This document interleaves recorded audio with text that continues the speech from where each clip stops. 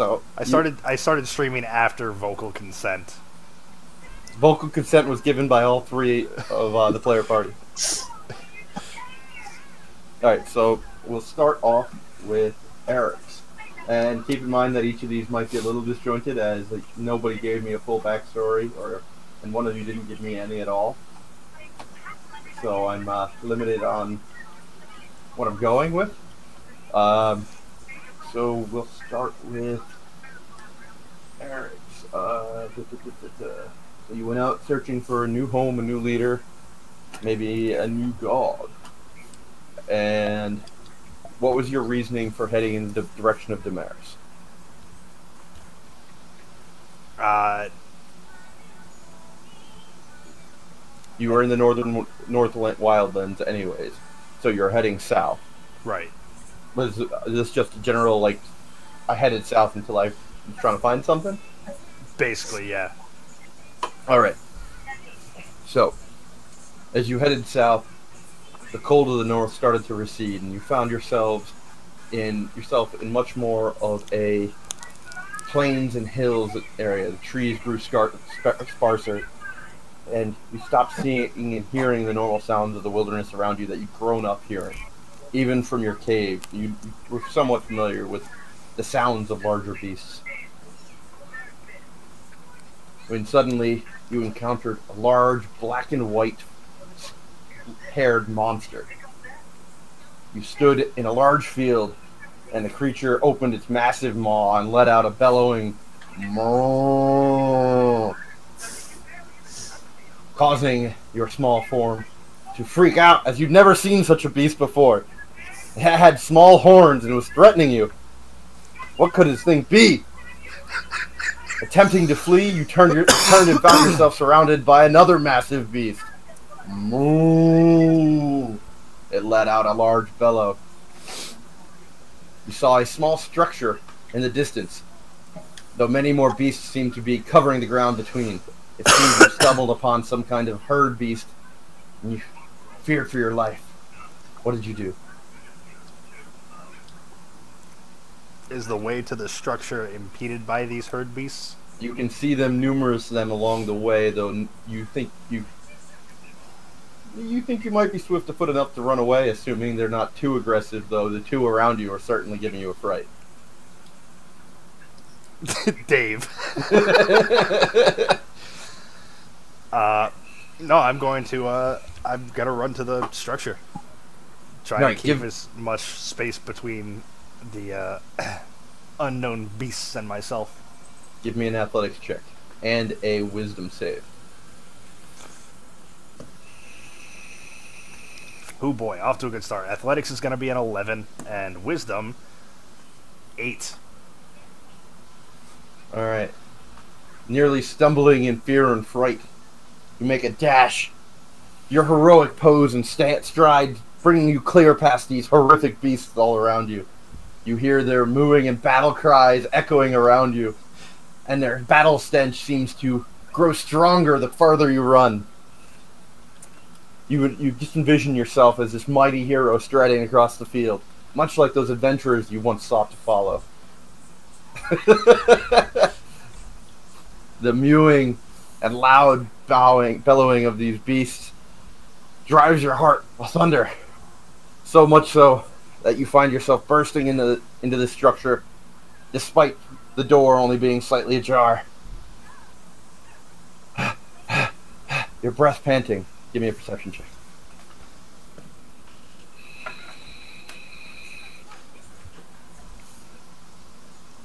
$12. It seems the beasts aren't willing to follow you. You found safety. And as you look about, you note that there seems to be some kind of liquid on the floor, but what really catches your eye is a number of shiny objects on a... Well, I'm not quite sure what it is. It's almost as if somebody had taken a rock and gotten rid of the underside part, except for 4 small branches of it, with a flat top. You see something shiny on it. Like someone had taken a rock? It doesn't seem like it's rock-like. You know, it's almost as if somebody had carved it out, though. You think it's made of the same stuff as trees. You're doing a wonderful job of describing a cow pie, aren't you? No, I'm trying to describe a table. Uh, Describing a table to an idiot who's never seen furniture. Touche. Who's never seen furniture. And an idiot is the one that's listening to it. I want to check out the shinies. Alright, ignoring the pooling liquid on the ground nearby, you climb up on a small structure. It wobbles a bit under your feet. Give me a dexterity check. Y'all are in for some fun. That's going to be a 16.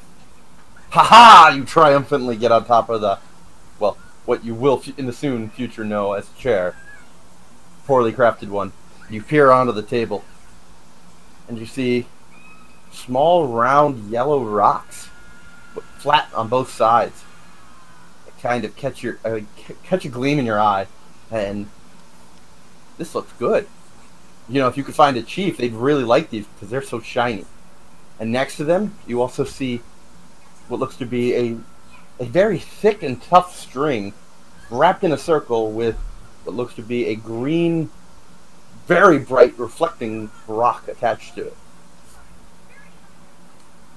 I'm trying to give you dumb descriptions for dumb people. If that wasn't obvious. No, I understand that. I'm just trying to place what they are. Coins and an amulet. I'm going to take them. Give me a perception check. 19. As you grab them, you realize you can see through an opening where the pool of liquid seems to be coming from. And you think you see some kind of dark shape in the next room. It also suddenly occurs to you, that liquid looks like blood. Closest shadows, I want to stealth. Alright, give me a check. That's going to be a 21. In fright and all of a sudden alarm for your own safety, perhaps one of those massive beasts did come in here and killed something already. You duck into a corner, hiding beneath the table, trying to blend within the shadows there, and what do you do?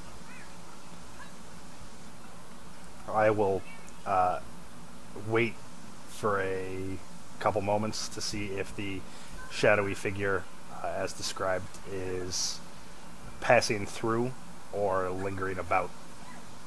It doesn't seem to be moving.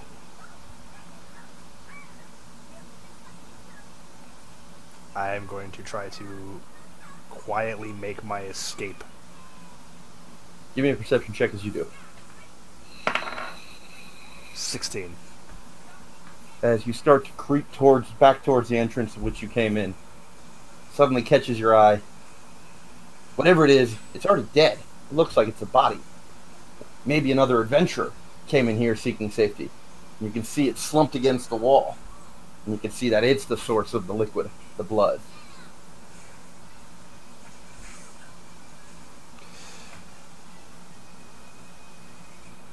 I will slightly relax as the thing is already dead, and sort of pick myself up and dust myself off. Okay.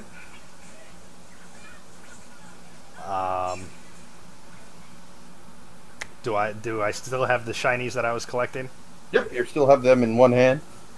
Okay. Or one claw. I will head quietly but less stealthy back out and continue. I'm gonna leave this. You're leaving? Yeah, I want to leave this hellish domain of bodies and bovine.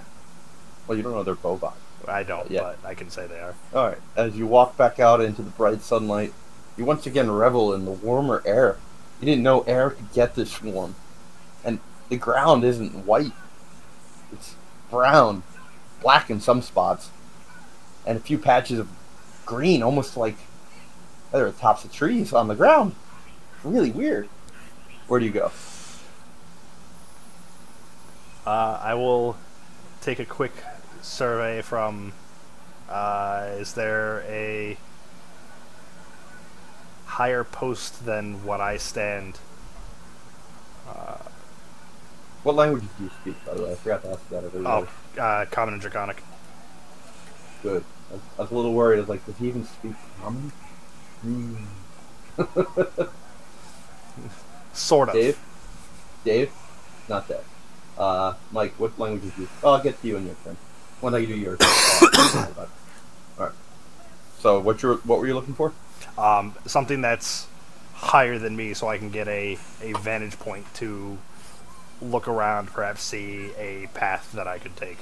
Well, you can see there are a number of large posts or branchless trees, short trees shoved in the ground. You're pretty confident you could climb them, especially with the weird branches connecting the different trunks. Um, you see a few larger such tree posts that are connected as well nearby. I will climb one of the.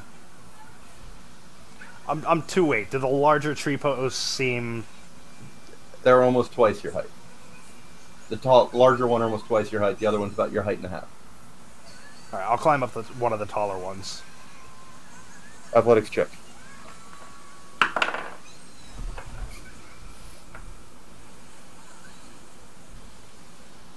16.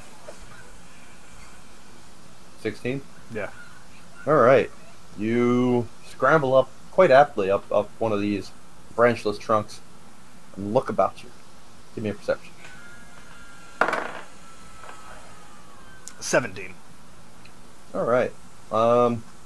You look about and you can see there's quite a large number of these black and white monsters, though it seems you've escaped their territory as none of them seem to be approaching you. You see a bigger horned variety with a black coat instead, pure black coat, nearby. Doesn't seem to have noticed you yet. You see what looks to be an odd, almost softer version of a wolf lounging off a little ways off down the field. You spot what looks to be a large dust cloud coming from further to the south. The only thing that can occur to you must be a larger monster heading in this direction.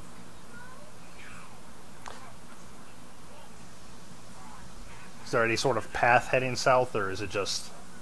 You do see what looks to be a clear path heading in the southerly direction, yes. I will skirt the side of the path to avoid the incoming beast of unknown origin. Alright. But head in the southern. Alright, you're staying on the side of the path? Yeah. I'll try to and stick to whatever cover I can find. there's really not much cover. The ground seems to be open plains and small hills for the most part.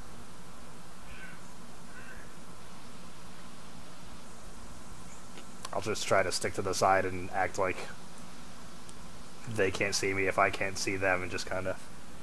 Okay.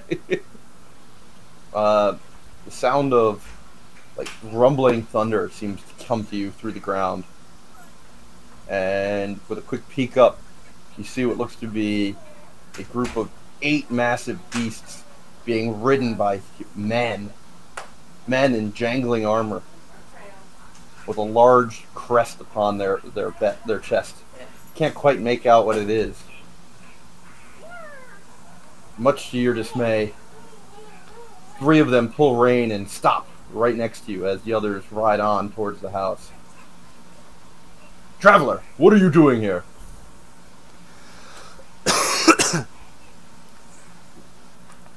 Sorry, I'll try this voice, but throat's a little rough.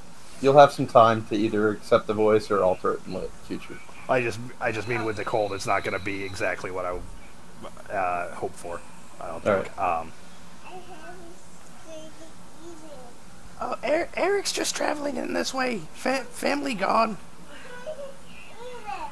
Look up, son.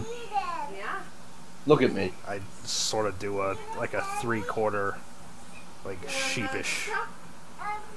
You hear an almost a gasp. It's a beast! Should we put it down, sir? Says one of the others. Now, the work camp needs more hands. At least this will be a good whipping boy for the other prisoners. Take him into custody. Two of the men dismount, and they each carry two large manacles and approach you. Eric's no beastie. Beastie back there. Black and white. Terrifying. One of them gives a surreptitious glance over his shoulder and then clubs you upside the head. You feel blackness. Fade to black.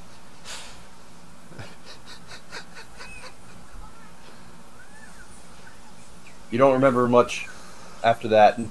When you awaken, most things seem a blur. You hear the phrase murderer and thief thrown out a lot as you are stuck in what looks to be a small cage for a long period of time.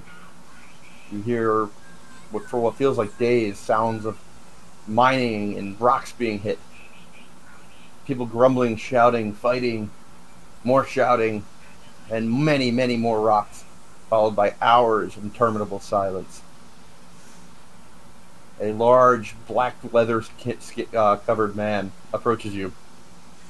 Time to go be the plaything for the boys, beast. Hope you're ready. And we'll go to we'll go to Zook. Damn it, this is one of those, like, beginning of the game things where if you didn't take the gold, they don't call you a thief, and I failed it. This is the first thought when you said thief and murderer. I'm like, murderer, fine, I stumbled into that, but thief I could have avoided. Alright, Zook. What languages you got? Alright, I have Common, Gnomish, Elven, and Dwarven.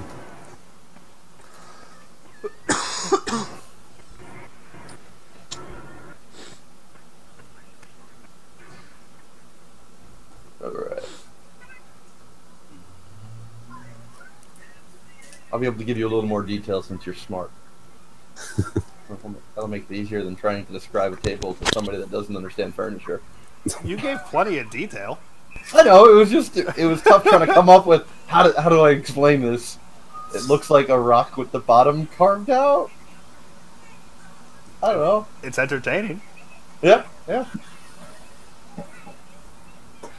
Dave, you realize you're going last. Try to give you more time to give me something to work with besides what you've done already. Okay. Thanks.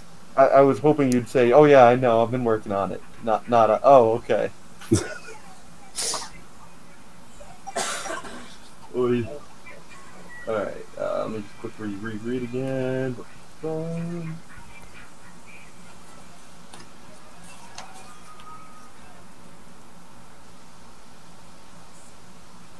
You determined where you were from yet, Mike? No. Other than, what? I think it was the region north of Sathis. The Free Cities, I think you said I might have been. Well, the Free Cities are western, are more west from Sathis. Immediately north of Sathis is Damaris. Alright, so I that's the most I know is Free Cities. Alright, Zook. Having grown up in the Free Cities, you're used to different people. You've met literally all kinds. Followers of some really scary faiths and followers of some very generous faiths. You've met very smart people, and you've met people that were born to be thugs. You've met thieves, you've met priests, you've met scholars, you've worked with quite a few of them. Thanks to your uncle's tutelage and support, you've had a lot of time to learn. You've done well with that. The adventuring side, it's relatively new for you. I mean, you spend a lot of your time studying, trying to learn the different arts and sciences that are out there. Expand your arcane knowledge. But after your uncle went missing, you didn't know quite what to do. Yet, you knew this guy had loved and supported you and helped you become the gnome you are today, and he was missing. The guards that went out with him never came back. You never heard from the mercenaries again. So you set out. You headed to Damaris, because that's where the rumors said that whoever these people were that your uncle had chased down come from. You're going to find them. You're going to track them down, and you're going to make them tell you where your uncle was. You didn't know quite how you were going to do it, but you knew enough things you could make it happen. However, as soon as you set out on the road, you realized the charisma, the persuasion, those skills just hadn't come to you, despite all your studying. There was just something about you that put people off. I don't think so. I mean, And it hurt. It's just a cupcake and cookies. So, you'd done a lot of tracking, and you'd finally found yourself in the capital of Damaris. You'd met a few guards along the way, quite impressed with the organization and the patrols that you'd seen. You paid for a temporary permit. You're not quite sure why you needed one, but the patrol told you did. You're going to be a wizard or an adventurer, and you're going to be on the roads. You need to be registered. So you paid the fine, and you said okay. And you were warned as soon as you get to a city, you needed to pay the full fee and register there. Otherwise, you'd be subject to arrest. This wasn't important. You were trying to track these guys down, and you knew from one of your sources that you talked to, and by sources I mean somebody that you paid handsomely for information. They got in a contract from someone in Damaris, and you tracked them down to a weirdly of all places, a tanner's shop. Even as you approached, the chemical scent burned your nose. This place just stunk. You could smell the rancid fat. It just, couldn't believe that a city as organized as this would allow this to happen within its walls. But as you looked around, you were in the tannery district. There were about 8 other companies doing the same thing. But you found this one. And this was where you were told that it was. Zachary's Tannery. As you stood outside it, what did you do? All right, so what? I guess it's what, like midday, bustle. Yep. Bright sun. All right. Well, I'll inspect the outside of the shop, see if there's anything that separates it from the other shops in the area, or the tannery. Sure. Give me a perception check.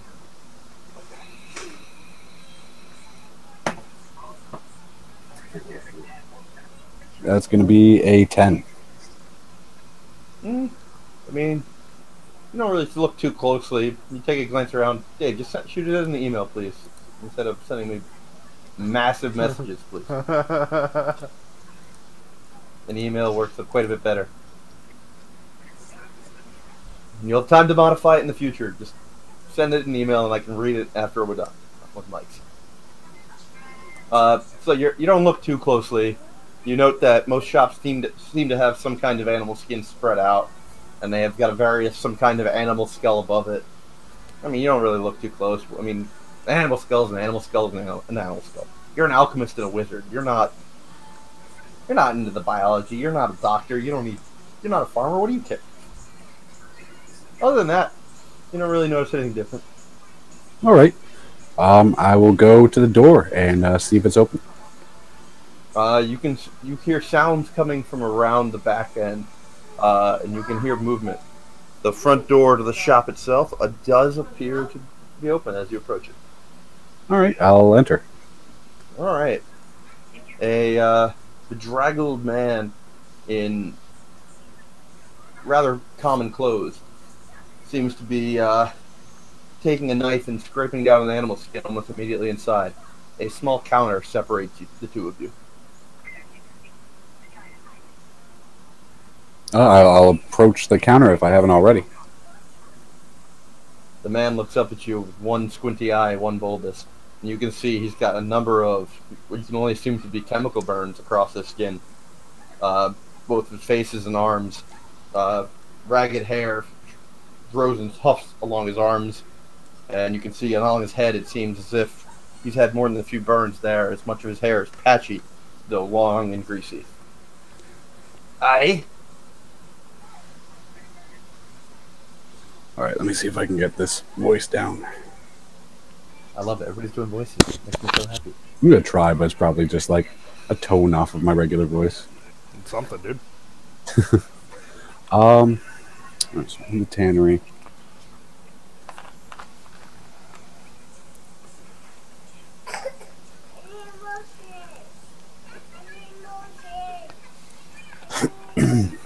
Well, hello. I'm new to the area. Name's Zook. How are you doing? I'm tanning. Hmm. Uh, all right. So, You got your papers? my permits? Can't do business with you if you don't have papers. I do. Uh, I purchased the full permits, right?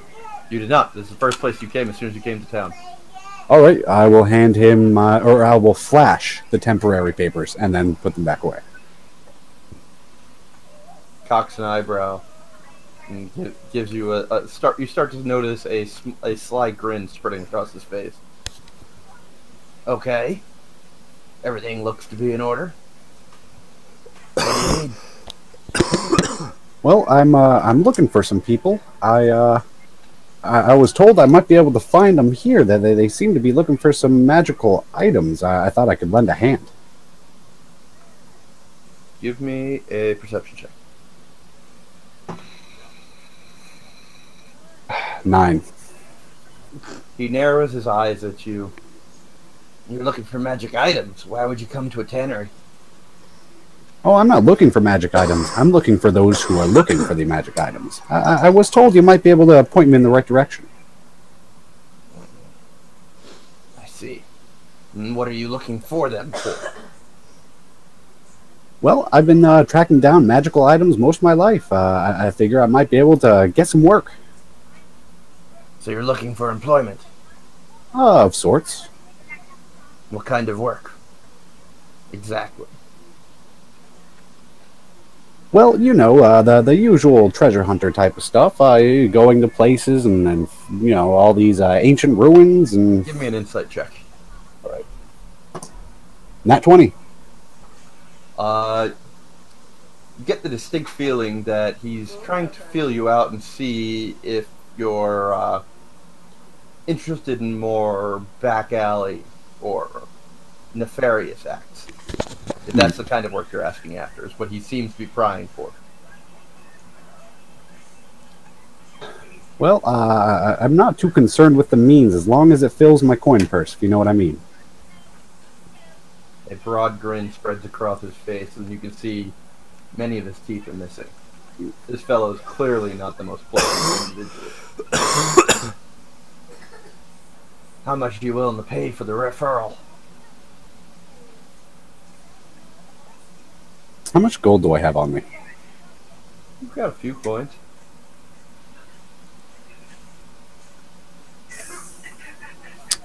I'll throw up a kind of... Fortunately, you spent most of your money on getting the information in the first place. Yeah. I'll kind of cock an eyebrow and slide a gold piece on the table if I have it. Give me a perception check. 16. Alright, as you do, you end up watching his eyes very carefully, and you can see that he watches exactly where you pulled the coin from, and he seems to focus on the slight jingling sound left from the remaining coins in your purse. As his eyes refocus on yours, he gives a toothy grin. You know, for proper papers, the price wouldn't be so much. And he just smiles at you.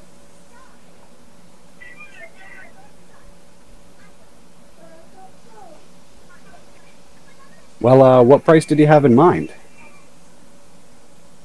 He looks at the coin, looks at you, looks back at your waist where your belt pouch is. What do you have left? Why, only a few. These papers were, Excellent. That's exactly how much. I will give him 2. 2 I pieces. said what you had left. No, I said a few, and you said that was enough. Do we have a deal or not? He gives you a slight glare, quickly pocketing the coins. Go around back, talk to my boy Tommy. Thank you. And I'll head around back. Alright, when you get back, give me a constitution save.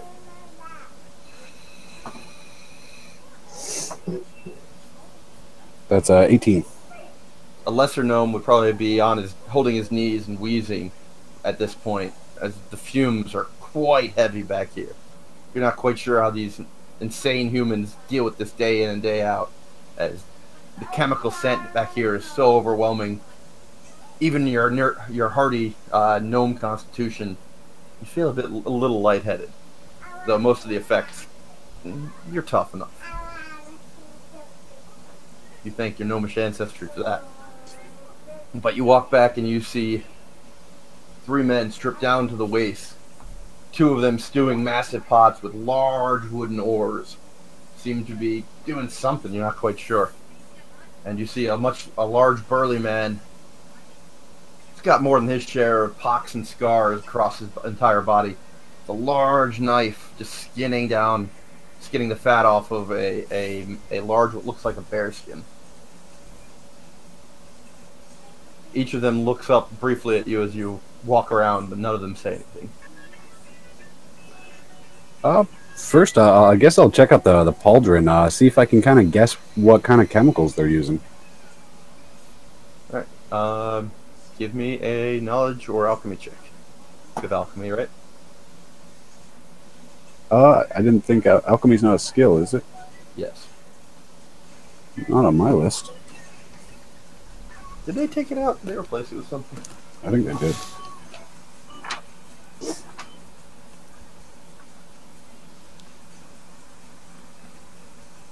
Alright, you have knowledge, chemicals, knowledge, alchemy, anything of the sort. I mean, I have knowledge arcana. I don't see any other skills that would like really point to alchemy. The great skill purge of 5e. That's the big problem. I mean, I get why, but... Give me an intelligence check. Okay. That's 18. It's really hard to tell based off of like the fact that everything's mixed up already, but you get the distinct scent of heavy use of ammonia. Though you're sure these simpletons around here don't know what that is, outside of what it's used for. The boy spinning the large oar gives you a hard stare as you walk up to the bowl, the cauldron, whatever you want to call it. I can't call anything anymore. Keeping my eyes on the cauldron and the contents within, I'll ask in a hushed voice, I'm looking for Tommy. I heard he could help me find some work. Oh, Tommy's over there, he says, giving a head point towards the man with the knife. I'll give a grunt and a nod, and I'll go over to the man with the knife. You're looking for me?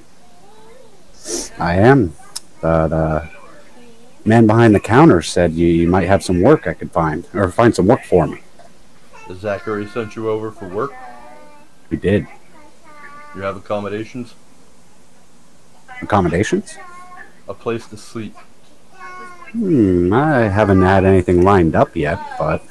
Got a basement over there. Rest up for a couple hours. You'll be going with us tonight. Can I do an insight check? Sure.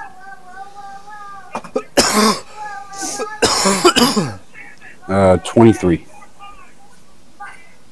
I mean, you're guessing that as far as you can tell, he seems genuine about it.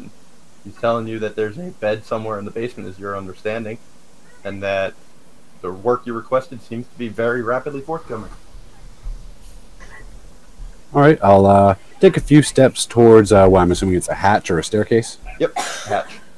I'll take a few steps towards the hatch and then kind of half turn around. Any idea what kind of work I'll be doing? Talk to Zachary. Whatever you told him you're good for. If he says you're good enough to talk to me, then you'll be in the job. All right. Shares are split evenly. We'll talk more later.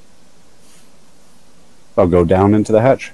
As you pull the hatch, a large stairwell descending down. As you go down, you find yourself in a small basement. You can see at least 5 pallets laid out. Only 2 of them seem to be regularly in use. Okay. He said a few hours, said tonight. I think I'd have enough time for a good rest before I went out. A long rest if I so choose. Why, you want to change your prepared spells? I might. Wasn't prepared to do any like B&E or anything. Well, I mean, have your prepared spells chosen carefully. Hmm. If you chose them carefully, my advice would be to leave them how you want them. Okay. Um, I'm gonna look about the room and see if there are any other entrances or exits. There are not. All right. Um, the hatch itself, did it seem to give any audio cues, squeaky hinge, anything of that nature? It was a little rickety. I mean, if you're fearful of somebody coming down without you being aware, you feel like you'd know as soon as somebody opened the hatch again. All right. Well, after taking a few moments to examine my surroundings and trying to find a relatively clean spot to settle down, I'll start getting into my alchemy book, assuming I still have it. Yeah. Oh yeah, you have all your gear right now. Okay. Again, this is flashback. So I'm assuming I'm well rested. If I don't sleep and let's say I go out for the night, I won't really get exhausted. Sure. Okay, I just want to make sure. So yeah, I'll just kind of read the alchemy book until something happens. All right. So you find yourself spending at least 5 or 6 hours down there in silence. You hear the occasional voice up above, but you get the impression that these tanners work pretty quietly together. You are alerted to the sound of the hatch opening and large, loud footsteps as 4 or 5 men come down the stairwell. 5 to be exact. You notice almost immediately with a perception check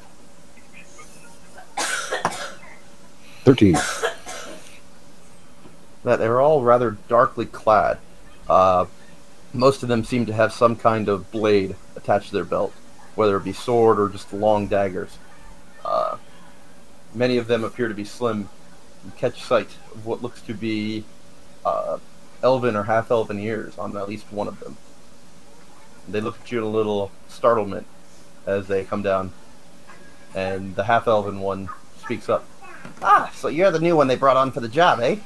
Can you, in the armor that I'll close my book and I'll look towards them. armor of the coach right I behind am. you, I think there's Some no kind clippers. of treasure hunter by trade, eh? You could say that. Oh, you good at finding traps then? Unlocking doors? Dealing with the magical stuff? What are you? What's your specialty?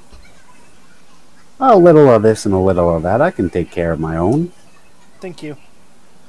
Yeah. You're not on your own. You're working with a group, pal. What do you do? Traps, enchantments, barriers, things of that nature. So you can spot them, or you disarm them, or you make them. I guess you could say all three.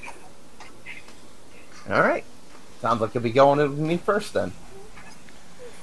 You should be happy. You get a larger cut for being the first in. Hope you're rested. We'll be heading out in about an hour. I'll be right here. And I'll open my book back open. Alright. You spend another hour as the group of men that came down speak quietly in themselves, huddling, and you notice they break out into a quiet dice game. Though, the way they're positioned, they're clearly not inviting you to come join them. Yeah. After an hour, Tommy comes down. Alright, so you guys know the location? The rest of the group nods. I don't know where the pink bottle is. No one told me the location. I'm a little in the dark over here. You're a treasure hunter, you said. Yes? Well, we've got a building with some treasure in it. Might be some magical traps. Zachary says you can handle yourself on that respect. I can. Good. You'll go in first. Deal with any traps, let us know. Shut the place down, grab the gold and the enchanted items, and get out. As the first one in, you split a 40% cut with him. And he chins at the half-elf. You hear some grumbling from the others, clearly them wanting a larger cut. And you hear muttering about new guy getting a larger share. And small mutters like that. Most of the guards should be asleep soon. So, we'll get you over the wall. Put out any arcane traps. Deal with any of the divine issues. Get in, get out. Should be a cakewalk. They'll all make a good cut off of this. Everybody set? Everybody nods again. I nod. Alright. You, as you leave the basement, you find yourself walking through the now quiet streets of the city. It's almost eerily quiet. Like, you're used to, like, the gnomish villages you visited, even animal towns, and there's always somebody up and about. The free cities, there's always stuff going on when you've been there. But the city never goes quiet. But Damaris, the streets are deathly silent. You don't see anybody walking around. The lights all seem out. It's eerie almost. What is impressive is you take note of the street seems to be lined with what you can only assume to be mage light, as there appear to be green azure torches set at even intervals along each walkway, lighting the path. Though you're not quite sure why this is the case if there's nobody out and about anyways. It's not long before you find yourself standing outside of a large 10-foot wall surrounding what looks to be, in your best respects, best understanding, to be a large Gothic cathedral. A large symbol of Cuthbert, rests in the front. The group looks between each other. You see 3 grappling hooks thrown over the wall. 2 others start scrambling up, and the others gesture for you to follow. I follow. Alright. Give me an athletics check.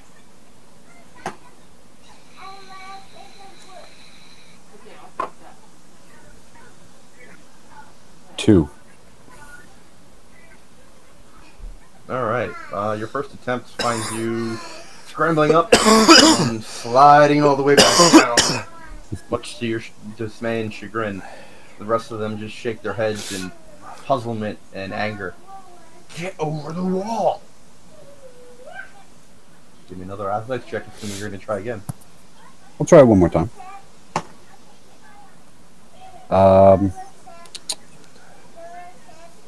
12. Alright, this time you manage to scramble over the wall.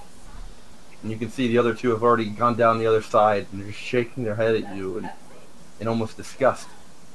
In a hushed whisper. Detect, find out if there's any magic traps around. You gotta get through that door. Pointing towards a large open door in the side of the building. I will cast Detect Magic. Alright. As you do so, you immediately detect the presence of a large number of enchantment auras spread about the grounds. In fact, they're almost in an odd pattern that you can distinguish, set within the ground all about. Almost small, round stones seem to be in almost every place where there's this enchantment aura. And the places without the round stones? It's almost as if there's like a stone walkway, Mm-hmm. and there's a round stone over almost every one. All right.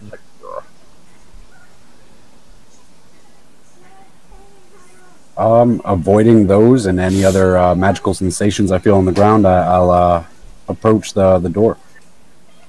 The other 2 stay in place, just stare at you. Are there no traps? I will motion to the walkway, and I'll kind of point along the path I just took. They each shrug, after looking at each other, giving each other a glance, and generally try to follow your path, and do so successfully. I'll get the door. No traps on it, no magic traps. I inspect the door. You detect no aura from the door. No magic traps. Can't promise anything else, though. I'll inspect closer if I can. Yep, go ahead and give me an investigation check. That's a 18. Well, Even though you have limited knowledge of this kind of thing, you find no sign of traps on the door.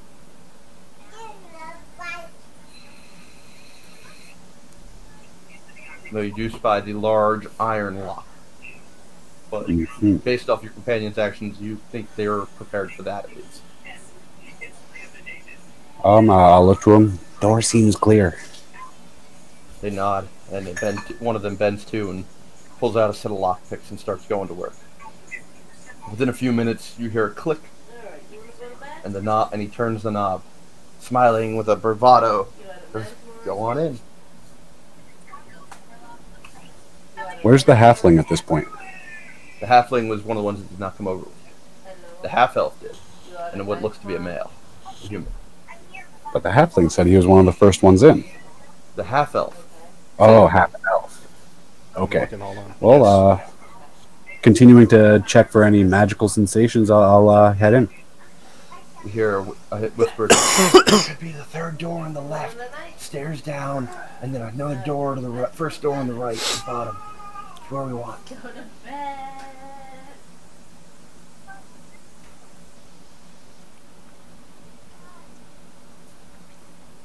Let me get my I'll turn back to the group before I go in any further. Where's the backup spot? If something happens, where are we to meet? Back over the wall. That's where the treasure is. Oh, it's over there in my bag. Get in, get out. wanna You go find the get traps, we grab the loot, we get out. Let's go. Check that See it? door. The purple bag? I'll head over to the door and check it. Give me an investigation check. No, the bag. 25. Give me a perception check too. Purple and blue? Nat 1. Right there. All right. Yeah. The place seems deathly silent to you, just like the streets. Okay, let's go. You're not sure, is there anybody in this building at all? You don't even hear your companions. They must be incredible cat thieves. Alright, but you find nothing on the door. Alright, no magic or traps. Yeah, I'll check to see if it's locked. The door starts to swing open, though immediately you hear a creaking from the gear, from the hinges. And you hear from your two companions, "Can't you hear him?" Can I listen again to see if I hear who they're talking about? Disadvantage.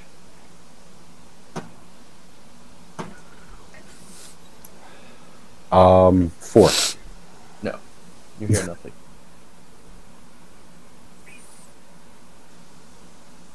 Well, my hearing's usually pretty good, so they just must be crazy. I'm gonna just proceed.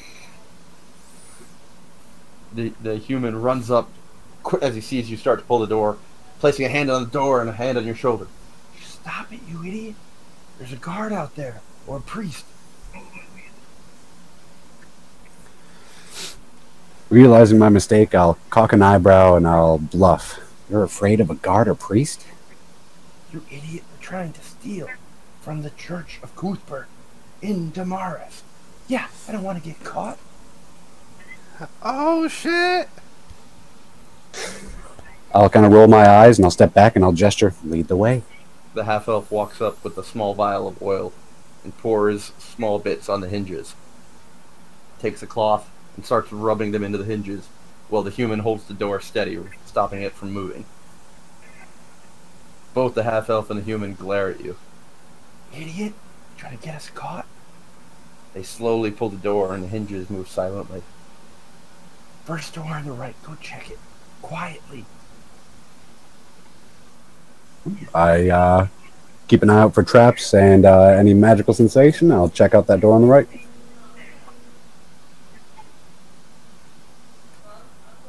"Marl, go with him. Make sure he doesn't get up," the half-elf says, and the human follows you down. Give me a perception check. 4. I mean, if you want. That is. You hear nothing again as you walk down. So you see the human. Now you hear the name Marl. He seems very, very cautious. He seems to glare at you every time you look over your shoulder. You're not sure what he's so angry about, though. You don't hear anything. If you want I'll make more of an effort to be quiet and proceed. Give me a stealth check.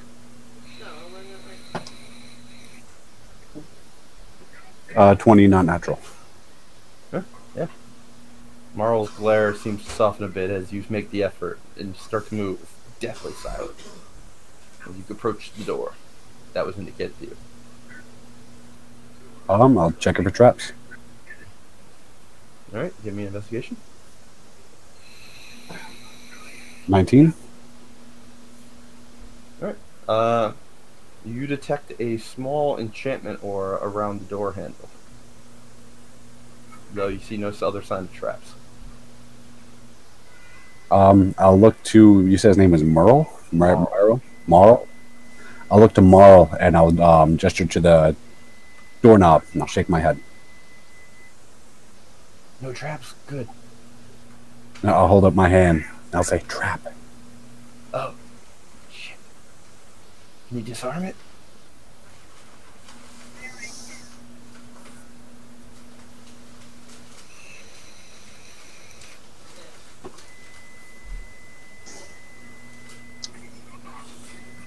Doesn't seem to be in my bag of tricks today, but I can do you one better. I'll get past it.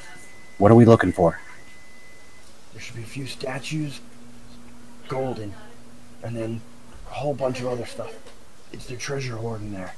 It's supposed to be all sorts of magical items they're keeping in there. They've confiscated from adventurers. I'll give a nod and I will misty step. But right before you do, you see him holding out a bag to you. Okay. Is it a bag of holding? I'll take the bag and look at it. It appears to be a bag of holding. Cool. I'll put that in my pack and misty step through the door. You hear a... Give me a perception check. 17. You hear a slight gasp from Marl as you dissipate and flit through the door. Almost ghost-like. And as you reach the other side, give me another perception check. 18. Well, Marl wasn't kidding. There is a full-on treasure hoard in here. You can see numerous filigreed, gold, silver statues, large iron-bound chests clearly full of something. You see stacks of coins, you see racks of weapons, gems, amulets, rings. This place is a treasure hoard. A dragon would be happy to have. Give me another perception check as you start to move about the room. 21. Okay, what are you doing? Well, once I'm sure that there's no one else around, no one to see, I'll kind of take a moment and contemplate things. And with that done, I'll go and start making my way over to these statues and items, checking for traps or enchantments. Alright, as you're doing so, you are almost overwhelmed once again by the plethora of auras. What really catches your attention is the sound of booted feet overhead. On the floor above me? Yeah. Okay. Do I just hear the feet? Do I hear voices? Nope, you just hear booted feet. Can I have any sort of guess as to how many people I hear? A large number. Are they hurried or... They seem to be moving rather quickly. Judging from what I've seen of the building, can I tell how close they are to the stairwell we came down? Nope, because you have really bad perception checks. Yeah, I did. Okay.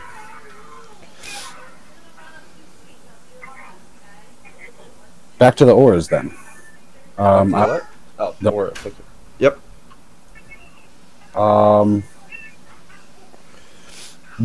Closest and most... The strongest aura I'm feeling right now. You see a large, two-handed...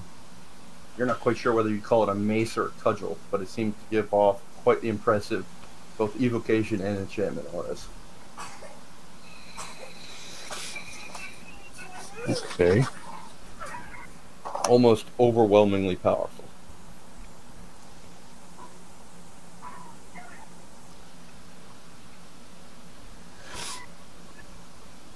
I know I had something here. I don't know. What did you have? Ah, there it is. I'd like to do a history check on these items if I can see their significance. Sure. Give me a history check and a perception check.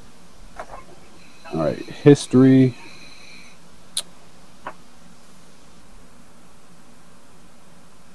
That's going to be a 24. Perception is a 6.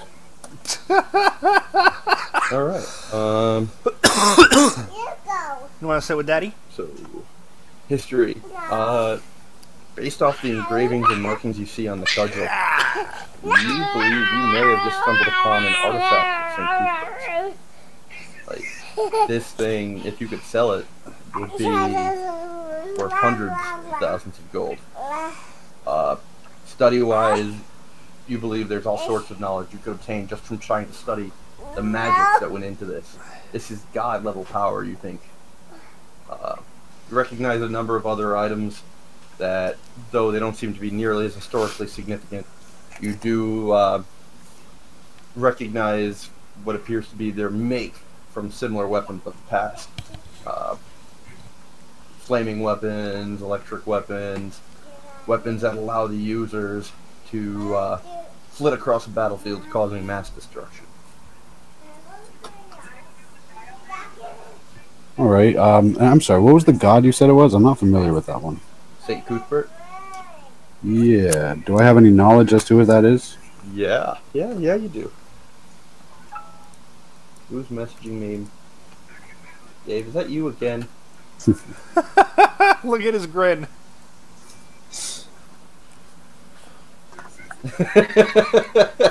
That's fair, though, Dave. That's a fair point.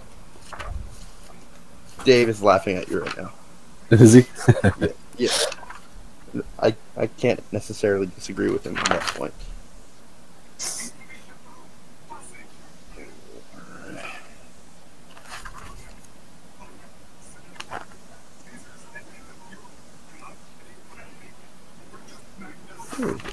Which one's it? Oh, there it is. You found it? Yeah, God of common sense and zeal, knowledge. Oh, jeez. Yeah. He is the patron deity of all of Damaris, the massive militarized mercantile empire in which you are in the middle of. As you think of that, you suddenly come to understand the orderliness of everything you've seen since you've entered the city. You are so caught up in this study, however, that you don't realize the door's been opened. As you look up, you see Marl unconscious and bound on the ground outside in the corridor. And you see 4 large figures in full plate mail with massive 2-handed morning stars at their sides. Their plate seems to glow with a golden aura. Stop, thief! Step no closer to the artifact. Lay on the ground now. I'm going to collapse to my knees and then, almost as if I'm fighting through tears. Thank God you've come. They said they were going to kill me if I didn't help them. Oh my Give me a God. wisdom save. Yeah. That is a 17. Alright, you're not sure who cast it, but you suddenly find yourself bound. Give me a knowledge arcana check. Wait, can't I fight it? You just tried. Oh. Damn. Knowledge arcana check? That's going to be a 22. Either a hold person, hold monster, or some kind of other hold spell has just grabbed you, and you feel as if your entire body is bound in bands of ethereal iron. You are under arrest for attempted thievery and robbery of the Church of St. Cuthbert. Any additional crimes you have been committed will be found committed will be added to your sentence. Minimal sentences, 10 years, hard labor. Your sentence will begin now. Give me another wisdom save. 24. They seem to cast another spell at you, which causes your vision to go a bit foggy and dazed. However, with your great intellect, you fight off. Your strength of will fights off the effect, and they seem a bit surprised to see you still conscious and awake staring at them.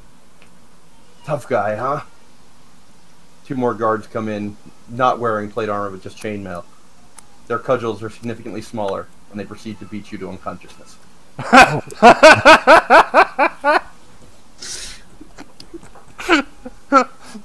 You're taking a nap one way or another.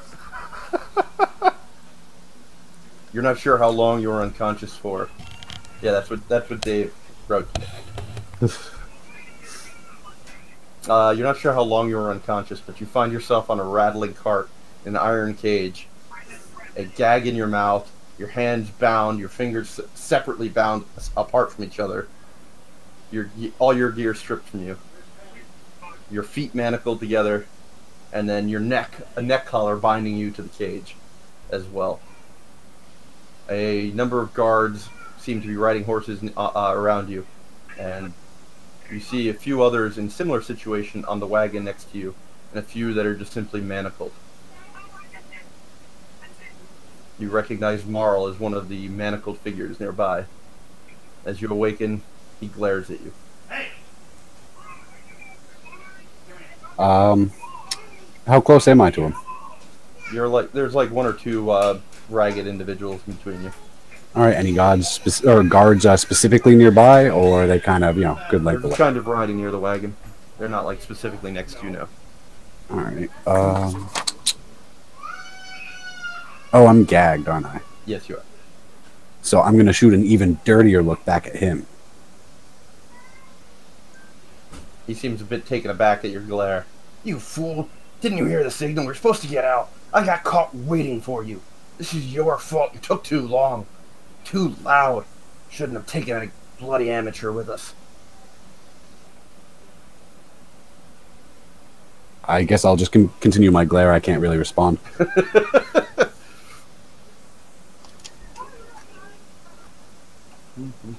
Although I would like to keep an eye on my surroundings, the paths, the guards, any exits as I go. Give me a perception check. 17. You don't really catch sight of anything interesting. You definitely don't see any sign of any escape. Though, you do overhear one of the guards muttering something, and you hear, like SIBO. Nah. I heard one of the guards say that? Yeah. All right, I'd like to study him so I can remember who he is if I can. With that, I guess I just continue on. Give me a luck roll. Not one. Unfortunately, despite what seems like 2 days of riding this wagon, you never catch a look at his face. Of that particular guard's face. 2 days. Luck is just not with you, it seems. No. Not with a nat 1. Mm. After 2 days of journeying, you're quite tired. You're exhausted. They've given you water through a funnel in the side of the gag, forcing your head back as they do so. 2 days you haven't eaten anything real. Just had bits of water forced down your throat. You're dehydrated. You're hungry, and incredibly uncomfortable with literally your fingers manacled separately, your arms manacled in front of you, your neck manacled back, and your legs manacled in your feet, and you're in a little cage. Very uncomfortable. Boy, you pissed off the wrong people. The first sounds that seem different and stand out to you are the sound of clanking, almost of metal on rock, repeatedly and loud, echoed only by the sound of what seems like metal on wood. It appears you found yourself in a work camp. You see a large iron gate archway over the road. There seems to be no actual fence, just an iron archway. And written into the iron, you see, "Welcome to Press Lab." Preslav? Press Lab, yes. All right. You do note that the air seems to have become dramatically cooler. It seems as if you've been brought to northern Damaris, perhaps even so far as the Northlands themselves. You can see all around you what looks to be heavy deforestation going on, as you can see stumps of wood of trees, having been knocked back for at least a mile around. As you ride into the camp, you can see what looks to be a massive quarry filled with hundreds, if not thousands, of workers covered in some kind of white soot, covering their flesh, arms, tools, all of them manacled. You see people of all races, even surprisingly few monster races. The cart itself rides up to a small set of wooden structures nearby, and a massive, almost egregiously fat man in black leather walks out to greet the wagons themselves. I am Warden Jonathan. You will refer to me as Warden or Sir. You will do everything you are told here without question. Any backtalk will result in time in the pit and reduction in dietary provisions. Is that clear, prisoners? You hear muttered nods and a few gag from the other that are in a similar situation to yourself. Yeah, I'll mutter in my gag. Okay, let's hear it. Whoa. Alright. I do it for the laughs. I can't help it. Good. You will obey all orders from any of the gods as if I had given them myself. You will be given a number, and that is your name. Your past is not relevant here. Those of you who think to escape, just look over there and see your fellow escapees, for that is the only escape. He gestures over to a large 16-man scaffold. 14 of the nooses are currently filled with corpses in various states of decay. Those of you who think to use your magical powers, think again. There is a large anti-magic field that is cast regularly across this entire pit. You will not be allowed to use your magic. Try it, and you will know, and you will be punished. You will be sent to the pit, and your dietary provisions will be reduced. Additional punishments may include additional work hours, put into some of the worst gang areas, for yes, there are gangs here, and we encourage them to enforce discipline among their fellow prisoners. You will be refused any outgoing ventures if you get into trouble. Do well, and you will be rewarded. Inform your guards of any uprisings or plans by your fellow prisoners, and you will be rewarded. Rewards may include additional provisions, better bedding, and, in the extremely helpful cases, a reduction of your sentence. Is that clear, prisoners? Good.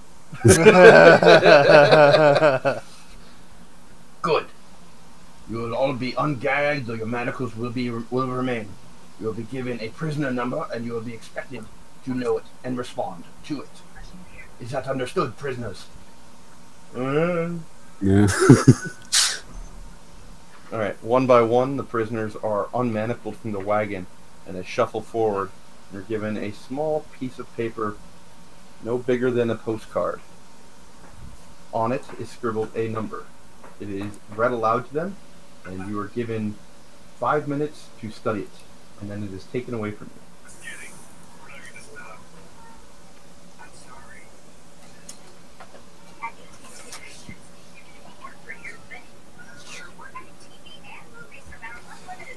Mike, that is your prisoner number. Oh, jeez. Go find him.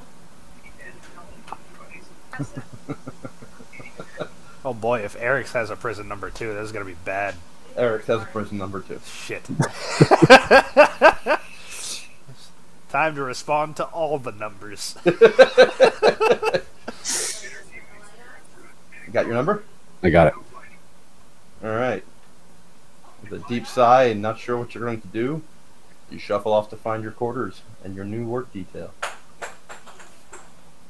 Alright, on to genre. Damn. Hope you had fun with that. Yeah, that was very fun.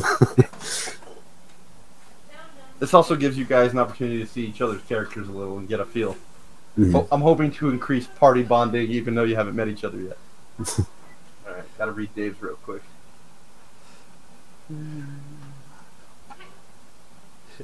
I didn't know how we were gonna meet, so if we had met in town, I was gonna use disguise self and seem like a wrong-looking human child. Nope, that's not how you meet. Nope, it's not. And disguise self clearly won't work right now, so. If So Lawrence just you- said I was at the fucking prisoner encampment, I would be like, all right, that makes sense. Oh, you're gonna be there. If it wasn't clear, that's where everybody's gonna be. Surprise!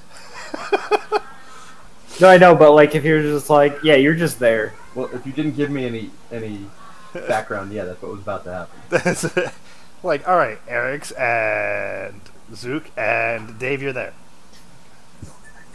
You're already working.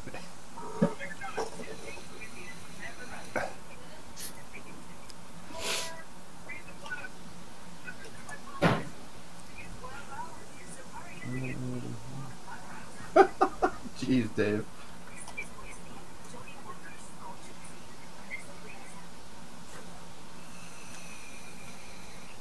You didn't like my cross-dressing mayor?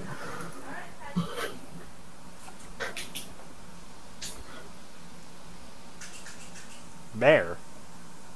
Yeah. What was it? There was a cross-dressing captain. Oh, Stardust. Yeah.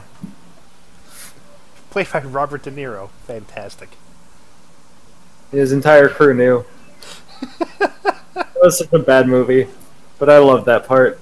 It was hilarious. I love the story. The movie's entertaining. Got water by your bedside. Get your cup.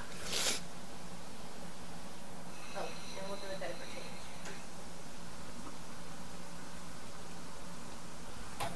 All right, where are you from originally? Oh, sorry, there it is. Got this. Oh, perfect. You even referenced the map. Good for you, Dave.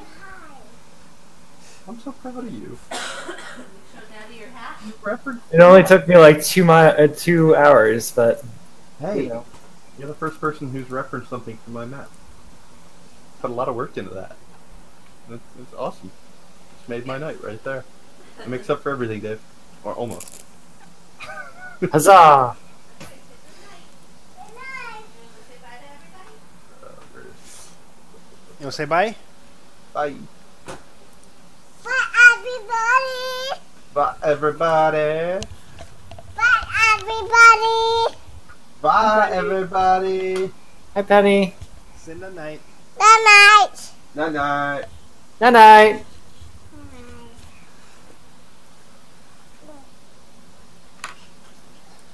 She was just standing at the side screaming at the monitor. Bye, everybody! Alright, Jay. As you disembark from the captain's ship, you find yourself in the port of Mergen, within Damaris. Definitely not the place you were hoping to find yourself, but you feel like you could get into some trouble here. These people are so ordered and non-chaotic that you could liven up their lives quite a bit, you'd think. The port itself is rather bustling, and you can see a number of merchant ships moving to and fro. You can also see a number of what you can only describe as bureaucrat clipboards and a large thug following each one, walking up and down the various quays of the port. You can see them scribbling notes and collecting coinage from the various captains and ships as they come in. What do you do? I'm going to I'm gonna go to the local tavern. Alright, so you walk to the edge of the port, and there are a number of taverns almost immediately available to you. The smell of fish is strong down here, but your fellow sailors seem to have no issue with such. And you can hear bawdy music and shouts, and you can only assume to be sailors' fights breaking out within the taverns nearby. Seems like quite the fun place. And go on in, go up to the barkeep. All right, you find yourself walking into a tavern with the sign of a salt shaker over a mermaid. The words inscribed below say that you walk into the Salty Maid. What languages do you speak, Dave? Just common and halfling. All right. So you find yourself walking into the Salty Maid. Behind the bar, you see a robust dwarven woman working the bar. She's got more than a few knife scars you recognize instantly across her hand, the back of her hands, and a few even on her face. This looks like a tough dwarf for sure. I'm gonna say, good day. If you need some entertainment in this place, I could certainly sing for a drink or two an hour. She looks you up and down. What do you play? I have a drum here that I accompany myself with. A singer? A poet? Singer. You want to drink an hour? Deal. Get up and play. I'm gonna I'm gonna say, drink first. Play a song. Let's make sure you're good. Work the drink, and then a drink. I'll go up and play a song. Give me a performance check.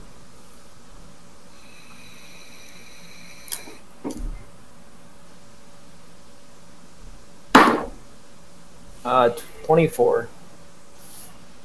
24. Yep. All Oh, right. sorry, 23. You rock the socks off of this sea tavern. Almost instantly, the patrons within start clapping along to your beat, enjoying your song and performance, really getting into the drum rhythm. The dwarven woman seems quite pleased and has a beer sent up to you as more patrons start to fill in, drawn by the sound of your music.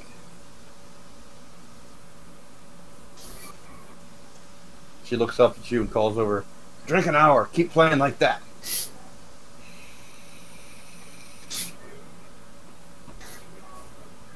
I'm going to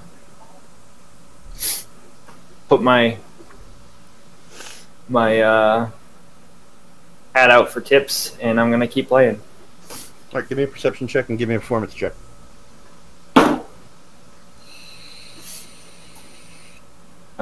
Perception is 16, and performance is 14. All right. Perception was a 16. Performance was a 15. Sorry, I got it all wrong. I think it was 16 and 14. 16 and 14. 16 perception, 14 performance, or reverse. Yeah. Yep. All right. You note that your great skill, the tavern's filling up quite nicely.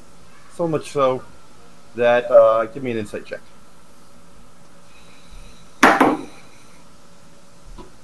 Insight is 15. That it looks as if the owner of the bar wants to protect her investment in you, as she sends what looks to be a bouncer to stand nearby the stage. Your performance was a 14. Yep. All right, you're not nearly doing as well as you did in the first song, but with the crowd you've drawn in, it seems to be more than enough to keep the beers coming as you start performing for about 3 hours straight. You're pleased though, because your hat seems to be filling up nicely with coppers and silvers as the patrons are tipping you. Once it gets too full, in between songs, I'll empty it into a pouch and then put it back out. Give me a perception check.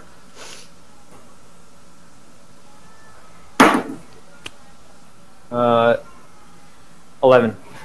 You try to keep a solid eye on the hat, just in case, for just such purpose. Though, as many times as you see patrons pour coins in, the hat itself never seems to be filling up.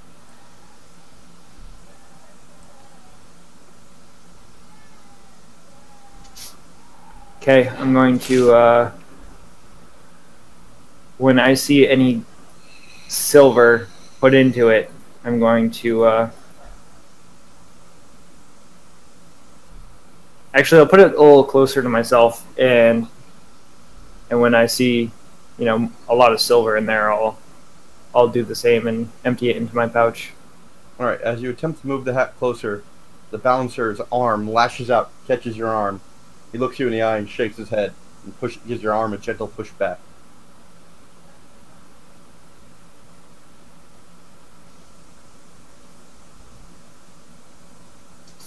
I'm going to say, all right, then this is my. I'm going to finish the hour and be done. I'm getting a little tired. The large bouncer grunts, says, "Talk to the boss lady before that." Okay, I'm going to pick my hat up, put it on, and go talk to the boss lady. All right. She looks over. Why'd you stop playing? You were bringing in good business. Yeah, I'm getting a little tired. I'm going to finish after this last hour. I think you got a few more hours in you. Provide food. If you bring in enough like that first song, I'll give you lodging.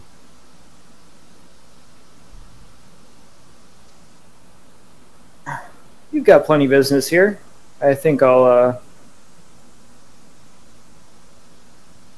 Let me do an insight to see if she's being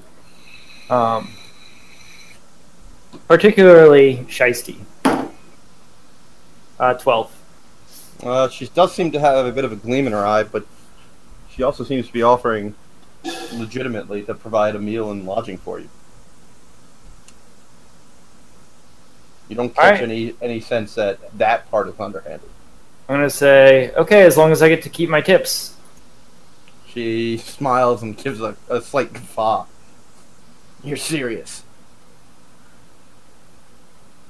Of course. Do you have a license? I'm gonna persuade and say yes. Roll a persuasion check. Yes, I do. I don't need a license. These aren't the licenses. I love hearing Dave roll twice because I'm like, he got a fucking 1 there. Yep. I get a 12. She gives you a lopsided grin and cocks an eyebrow. Then let's see your papers. Either for a professional entertainer or for a beggar.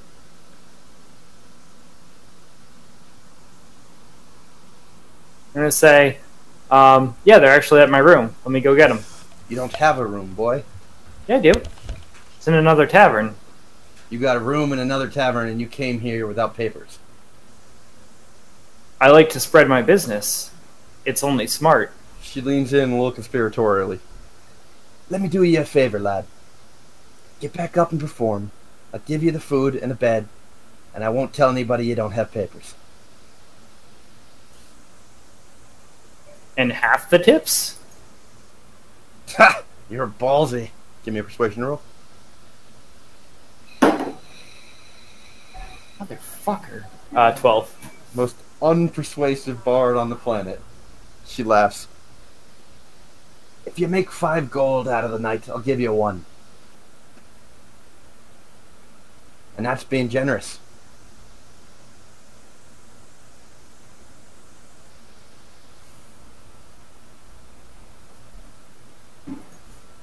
I'm going to...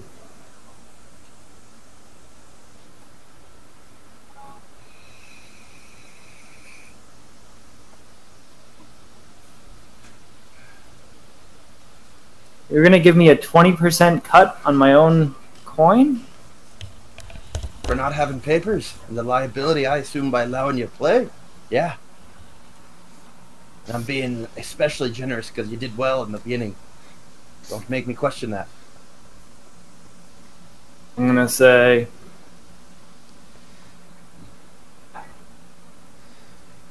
Deal, but I'm only... Yeah, deal. Good. 3 more hours, food and bed. And I'll give you a 1 in 5 for every gold. Spits on her palm and holds it out to you. Yeah, I'm going to shake. Good. I rolled another performance. How'd you do? 26. All right. Deal made. You dive back into your music with a gusto, desperate to earn at least that 20%. As you start to perform, you do. Give me one more performance check.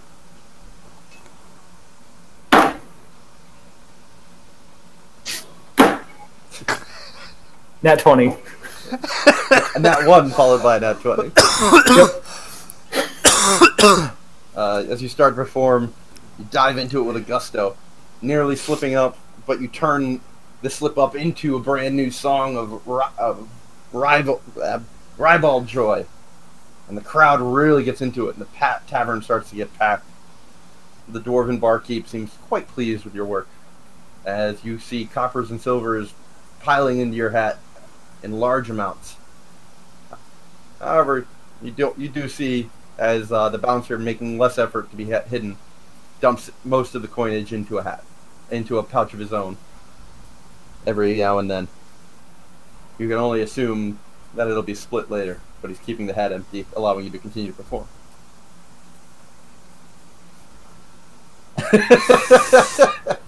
Dave's not happy about it. Even knowing he's not going to have any equipment at the end of it, he's not happy going to about lose all of it, but okay. Be mad about the coin. It's a sense of pride, damn it. it. I'm feeling out the city. All right. The night comes to after a couple hours, a meal is brought up to you, and you take a small break. You do anything on the break? Yeah, I'm gonna talk. I'm gonna enjoy a beer, and I'm gonna talk gossip to anyone around me. All right. Give me a charisma check.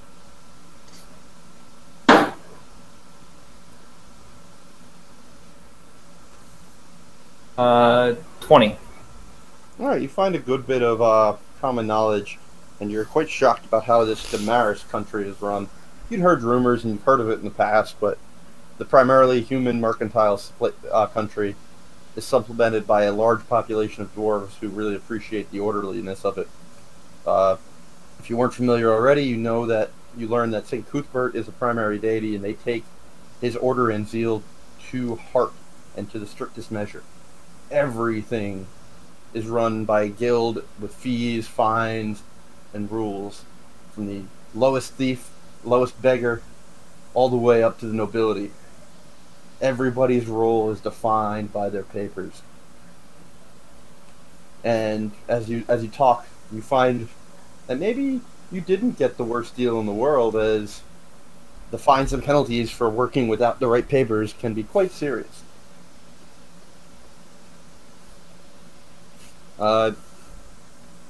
You spot. Give me a perception check.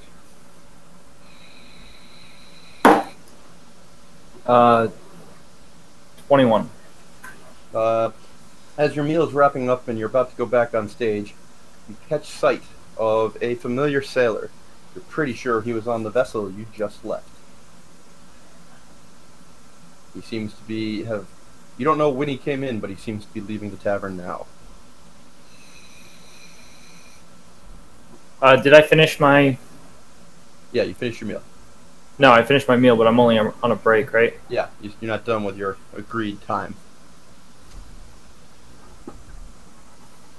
I'm gonna say to the barkeep, I'll be right back. I know that lad. Leave your drum then, so I know you'll be back. I'm gonna harumph and I'm gonna say, keep it behind the bar. Of course. She takes your drum and places it behind the bar. And as you're walking out, you hear her call, "Don't worry, lads. He'll be back. Just speaking with a friend. He'll be back." I'm gonna go out and say, ho there. The sailor seemed to have quickened his pace as he left the tavern, and he's half a block to a block further down the road than you'd have expected. He looks over his shoulder at your shout and picks up his pace, running, seemingly heading back towards the port. the docks. Where are you going? Get him, Dave. I'm going to. I'm gonna curse. Say, certainly be faster than me, and I'm gonna race after him.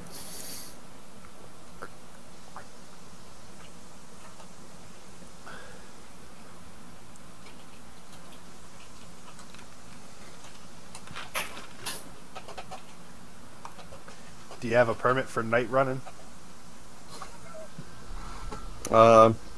As you chase after him, unfortunately, he does seem to be quite a bit quicker than you. By the time you reach the edge of the docks, you see he's already run and made it to the foot of the ship and seems to be calling out to the ship itself.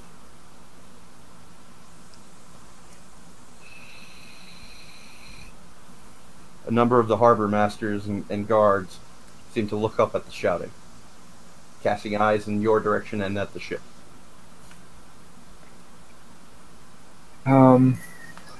Learning about how strict this place is, I'm gonna say, "Oh, fine, run away then," and I'm gonna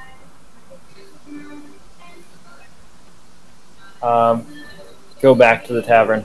Like, I'll be back in the tavern if you want to talk. The shouts from the ship seem to continue as you start to move away. You're not quite sure. You can't make out. Give me a perception check, actually. I'll give you a shot. 22. You can't hear everything, but you hear, "Cap, the thief's over there." It's one of the few phrases you can make out.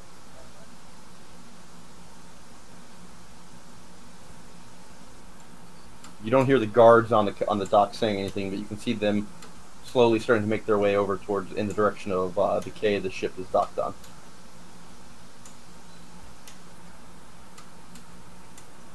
I'm going to. I'm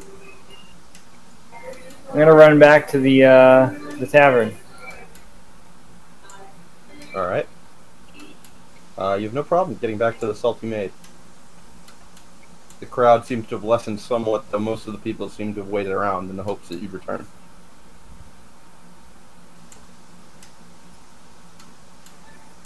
I'm going to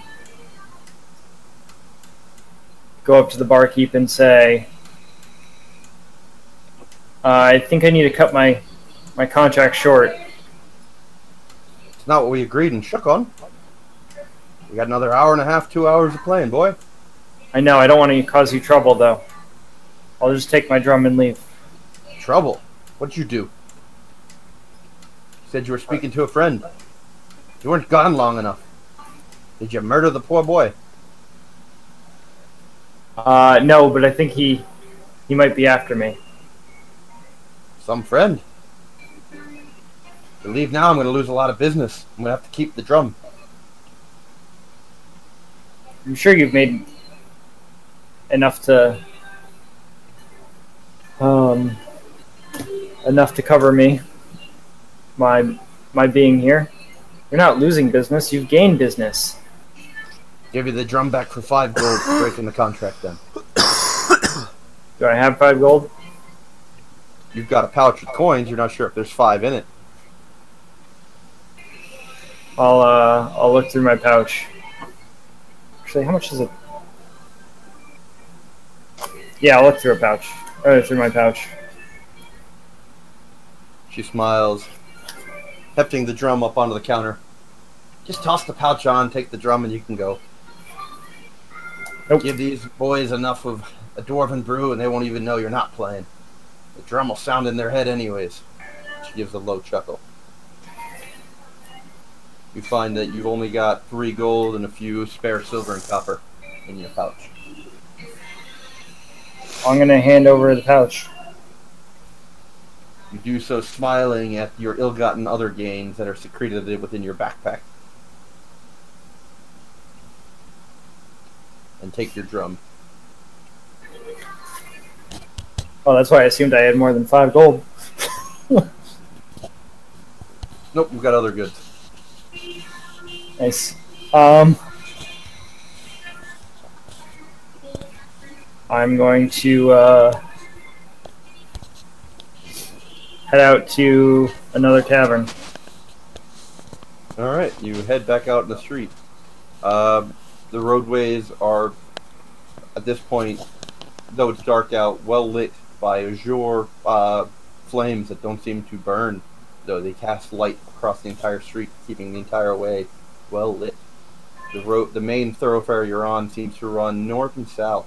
South heading back to the heading further into what looks like the heart of town, and there's a more well-worn dirt path heading east and west.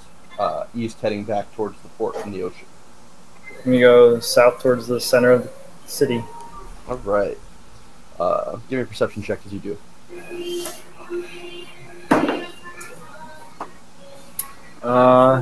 19. As you start to casually make your way south, you hear the sound of jangling armor and booted feet on the path behind you. I'm going to duck into an alley and hide. Give me a stealth and a perception check.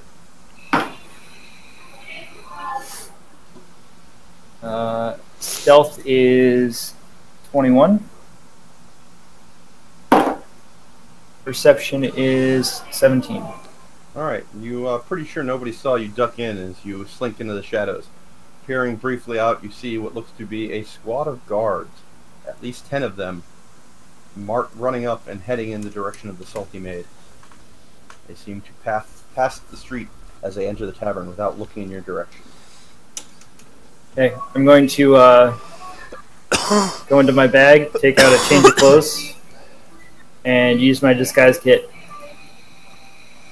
to change my appearance. All right, give me a disguise check.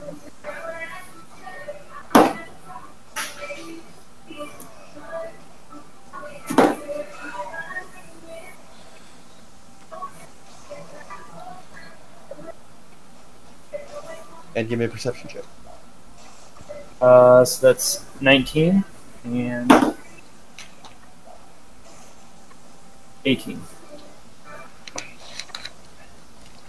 Well, you change your outfit and making yourself look like a whole different class of wealth. As you start to apply makeup to your face to change the contours of your face and make it look as if you've broken your nose multiple times. Get half of your face done before you look over and you see what looks to be a small ragged urchin staring at you with large eyes. A human child. You're at least your height, but you'd guess no more than 13. I'm going to say, I'll give you a coin to pretend like you never saw me. You got your papers?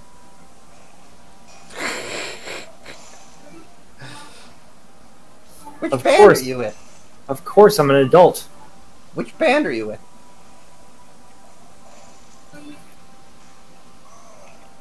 But I'm a performing band. Like, I'm going to persuade, say, just take this money and go away.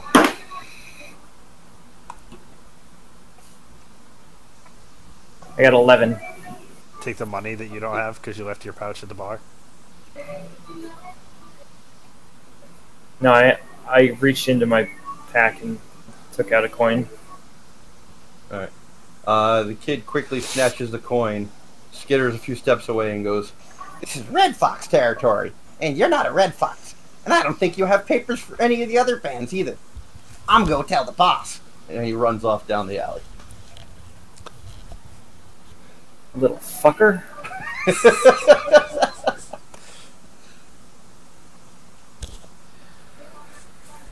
Even the thieves are I'm gonna quickly finish my face and go to the other street, to the other tavern. Continuing south. Alright. You find, as you walk down the street, hurrying with quick glances over your shoulder every now and then, you find what is clearly the beginning of the more respectable neighborhoods, as you find a fine maple entryway leading into a place labeled the Lion's Den. A violin-like sound seems to come from within the tavern, and you can hear quiet conversation echoing out. I'm gonna walk in and sit down and order a beer. Give me a perception check. 15. 15. All right. You notice a number of papers are nailed to the entryway, and a few almost duplicates are nailed to the wall behind the barkeep. You note there are a number of, they look like almost wanted posters with various faces and amounts listed underneath them. A young man, mid-teens, approaches, accepts your money, and brings out a bear for you. The barkeep appears to be a large, burly man with massive mustache and mutton chops. He smiles pleasantly at you as you look over in his direction. The tavern itself appears to be, as you expected, to be the quieter sort. As you can see, a number of much better dressed patrons than what you saw at the Salty Maid. And you see a young elven woman playing a violin-like instrument on a small raised platform in the middle of the tavern. I'm going to straighten my posture and say, "What a fine establishment you have here." The barkeep, a bit distance away, manages to hear you and nods and smiles. Give me a perception check. 22. As you say this and you're looking at the barkeep, your eye latches onto what you had assumed was a blank piece of paper behind the bar. As you watch it, a drawing appears, almost as if by magic, and it seems to have your face on it. My face or my Not your pre-disguised face, with the words "Wanted, Reward, 20 silver."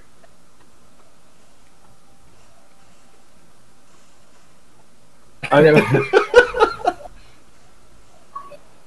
say, I gotta get the hell out of here. The barkeep looks over his shoulder, gives the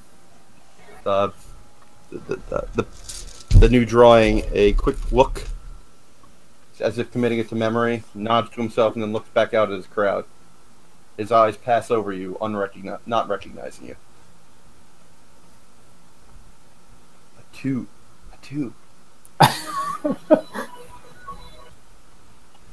I'm gonna say, You lucked out on that one. yep. I'm gonna say, in this fine establishment, how far,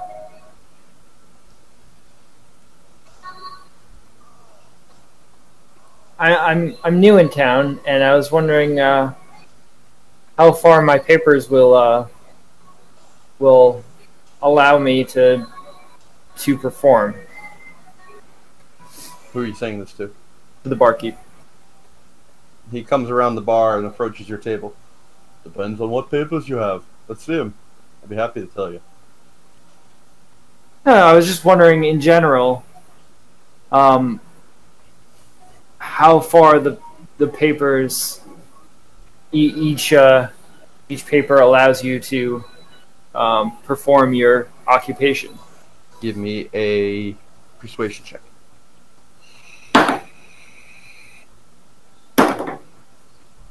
God damn it! I rolled a 1, then a 2. He looks a little suspicious, but...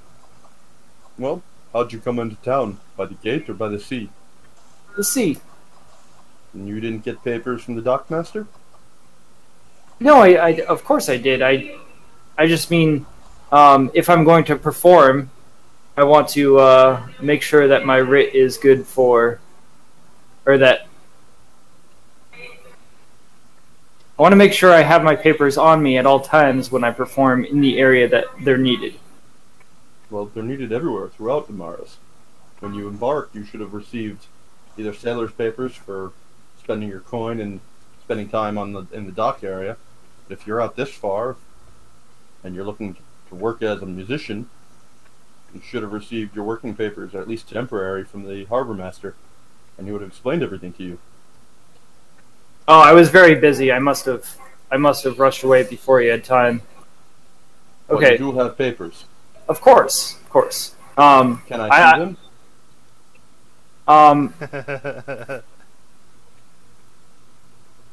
Yeah, yeah. You see, I'm from Sathis, and Yes, we get all kinds, but everyone needs papers. yeah, yeah. Let me just find them some. Of course. They Give me a persuasion. someone stole my papers. Give me a persuasion check. Or deception. Or performance. Performance? I'll give you options, Dave. I'll give you options. Performance 27. Oh, I don't understand why a thief would be after your papers. Must have thought they were bankrupts or something. That's the only explanation. Well, there's a registration office just down the road. I recommend you go there real quick. You don't want a guard patrol to catch you without papers on the street, especially not at this time. Where is it? How many doors? 3 doors down. They should still be open. I'll go right away Good luck. and give him a tip. It's a terrible bit of luck. Especially for someone new in town. He mutters as he starts to walk away. Must have upset one of the gangs, I guess. Give me a perception check as you leave the tavern. 7. Alright, you start hurrying down towards, assuming you wanted to go to the registration office. Yeah. You start hurrying towards that, and you are quite surprised when a mailed gauntlet claps down on your shoulder. Oh there, man. Stop a bit. Oh, hello. You How's it seem going? to be quite surprised to turn and see a guard squadron of 10 guards. You're out late, boy. You got your papers? Funny story. I was just going to the register because someone stole my papers. The tavern owner said it must have been the gangs trying to. I must have rubbed someone the wrong way. Give me a deception check.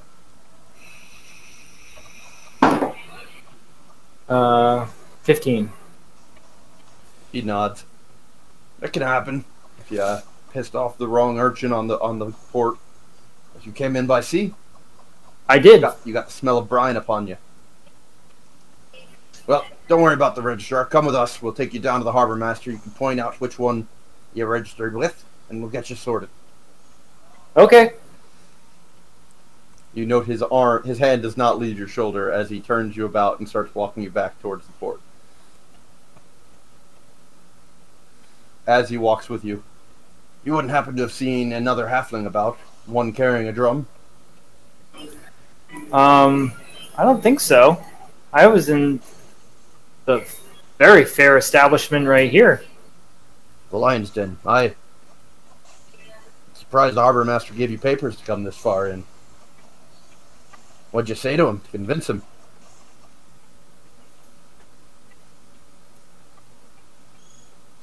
To convince the harbor master? Yes. Maybe my papers weren't for this far. I don't know. I'm from Sathis. Being foreign is no excuse. The papers are explained to you when you're given them. You should pay better attention. We'll let you off with a warning this time once we verify your papers are in order. It's a very nice, tidy, and orderly city you have here. He gives a chuckle. It is. I agree. It's the best in the world. The whole nation is just as ordered. Can't find anything better. There's a reason many dwarves have come to our flag. St. Cuthbert must be very proud. We send him all our worthy and sacrifice as much as possible for him. Soon the whole world, if we have our way and the Emperor's will is done, the entire world will fall under his order and be better off for it. Do you know, Damaris used to be a small little village. That's the capital as well, if you didn't know. It used to be a small capital, small little village. And then a few merchants came in worshipping Cuthbert, applied order, and you got this wonder before you, he says, taking his hand off your shoulder for a brief moment. To gesture widely at the grand scale. I'm gonna look around in awe and wonder. Wow. I'm gonna performance. God damn it. I got an 11. He chuckles anyways and claps you on the back. Appreciate the enthusiasm, even if I don't believe it's all true. He chuckles. Let's just make sure your papers are good and I'll have you on your way. And if the harbor master didn't do a good enough job, I'll let you know where you can go and what you can do. Okay. You staying in town, leaving the country, or going back out on the sea later? Well, I was gonna go back out on the sea after I spent the night or two. I don't know how long we're supposed to be in port. Well, I'm sure your captain will be happy to have you back. What ship did you come in on? What ship did I come in on? You make it up. It's your backstory.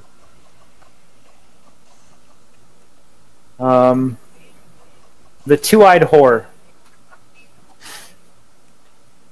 Works for me. What was your captain's name?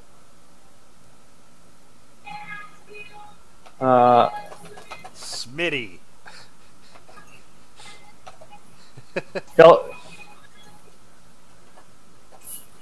Feltour. Huh? Feltour. You like coming up with names that are weird. I'll give you that. Not as familiar? I'm sure he's a decent fellow, though. It's not long before you find yourself back on the docks. And you see a number of the bureaucrats still standing at each of the quays individually, staring out, even the empty ones waiting for ships to come in. Which ship's yours? Which dockmaster did you see? I'm gonna point to the one that's closest to the Two-Eyed Whore. You can see as you do point in that direction, you can see whatever hubbub was being raised is still going on. As you can see your captain arguing fiercely with what looks to be a contingent of guards at the boat. And you can see the harbor master speaking with another set of guards as you are marched up to them. The guard that brought you over looks at you and then gestures with a chin towards the harbor master. Go on, interrupt him. I've got you. I need to get you sorted. I'm gonna say, "Excuse me, Harbor Master." What? He sees a contingent of guards standing behind you, gives one moment to the guards you're speaking to, and walks over. Yes? I seem to have lost my papers. I think someone stole them. I don't recognize you. What name did you register on this? Jean Tier. Jean-Tier. I don't have a Jean-Tier. You sure you checked in with me? You came in on the whore? I came in on the whore. Adam loves it. You did not register with me, son. I could have sworn. That's a 2 silver fine if you did not register. Huh. I'll take your name, profession, and issue papers now, as long as you can pay the fine. Very well. I'm a singer, a entertainer, if you will. Performer, got it. Jean-Tier, performer, Two-Eyed Whore. Your ship is scheduled to disembark in 24 hours. Your pass will be good for then. The fine? I'm gonna take money out of my bag And 5 silvers for the papers. and take money out of my bag. And just to make sure, you didn't perform at all without papers, correct? Of course not. Alright, so you're not intending to perform without papers, correct? Or would you like to upgrade to performer's papers? How much would that fee be? 1 gold now, and then a 10% cut of all earnings when disembarking. I'm gonna look and see if I have a gold. Give me a luck roll. A luck roll? Fuck. 13. Luck is with you. You find a gold coin at the bottom of your pouch, your bag. I'll say, here you are. All right.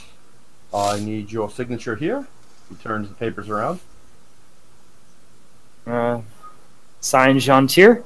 He lifts up and here, pointing to another line. Jean Tier. Lifts up and here. Jean Tier. All right. He tears out one sheet of papers, hands it over to you. A second sheet of paper, hands that over to you. The first is your disembarkation with your time limit. The other is your performer's certification. You must be back within 23 hours to disembark and pay all taxes and fees appropriate to you. You are not authorized to leave the port and dock area. If you would, that is an additional 5 silver if you'd like to venture further into town. If you are looking to travel throughout, please let me know that now, so you can avoid any future fines in the future. After this. I would like to travel. You are not choosing to disembark with your ship? I just want to see what this whole nation's about. It is very orderly and very impressive. Indeed. It's 5 silver travel fee for the city-wide, or 1 gold for the whole nation.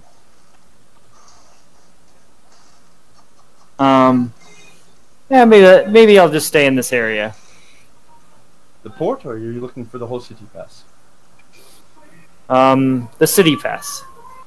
Alright. 5 silver then, please. Give over 5 silver if I have it. Give me a luck roll. I got a 3. You do not have coinage. Ooh. You find a total of 9 copper in your bag, and that is the last of the coins you found. But you do have some valuable other items you took from the captain. Looks like I don't have it. So I'll stay in this area. That is unfortunate. You don't have the coinage for the pass, but I'm assuming you don't have the gold fee for using the guard's time? This gentleman graciously helped me. I assumed it was out of his own. It was out of his own. The guards are duty. paid using taxpayer money. They are on duty to help the taxpayer. As you're not a taxpayer and you've taken advantage of their services, you are subject to a fine for their time used. Can I give you back this?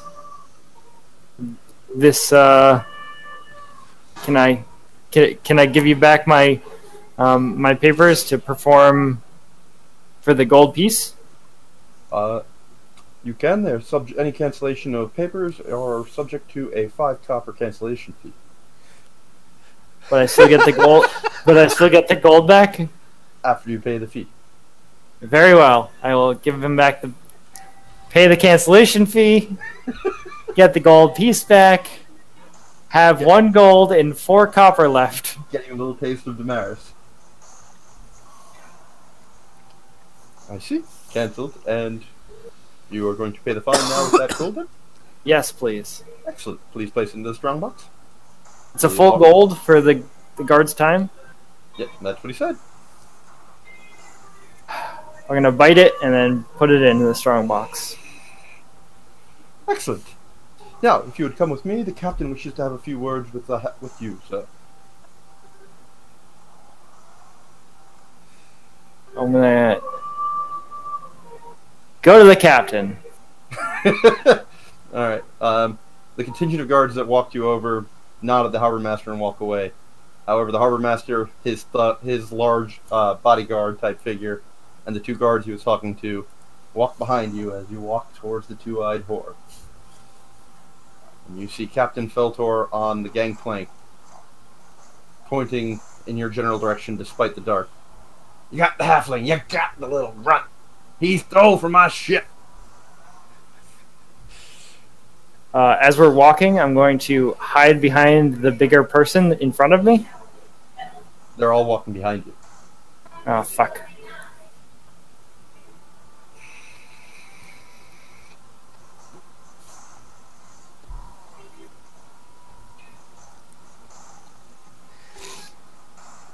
I'm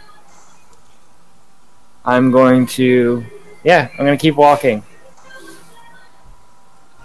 The system, man, the system.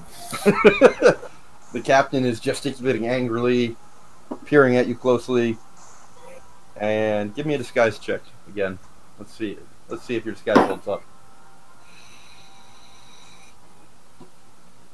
19. All right. He peers closely. He looks different, but it's got to be him. How many other halflings with drums aren't there? Out there. Probably did something to his face. That's all. That's racist. Maybe. The two guards that were talking to him turn and to face you. The two guards behind you have stopped, and the harbor master almost directly behind you. And he pulls out a rag, and he says to you, "Just wipe your face. Prove it's not you haven't done anything, and we'll be on your way." He's already said you don't look like the one he wanted. I need hear no more as long as you can prove you're not wearing anything that would change your face. I'm going to performance to pretend like I'm wiping my face off. Sleight of hand. Sleight of hand? Yeah. Alright. 6. Fuck. As you attempt to casually pretend to wipe your face, you accidentally feel your fingers touch your forehead and your thumb raise across your nose, smearing the makeup. Aha! It is him! Arrest him! That fool robbed from my ship!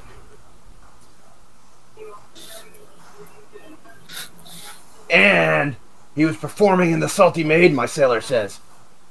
I was not. And the guards, all four guards look closely at you, and the harbor master looks down at you. Performing without papers is subject to a 10 gold fine. I was not. He can't prove it. Please, Captain, please call forth the soldier, and we will send guards to verify the Salty Maid. The sailor comes forward and goes into a long rambling story about how he sat and watched you perform for an hour, confirming it was you performing in the Salty Maid, and that there were dozens of other sailors that could testify as much. The captain just stares at you with a haughty grin on his face the whole time. He has slaves in there. The harbor master looks at you. He's not on Demarin land with slaves.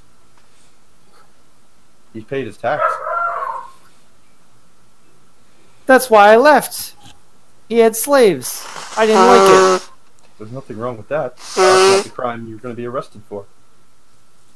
You took stolen property into Demarin land, performed without proper papers. I was just getting evaded my... the guard and attempted deception of a bureaucrat of the Demarin Empire. All told, your fines come to 200 gold or 5 years hard labor. Dave just starts swinging. Fuck it.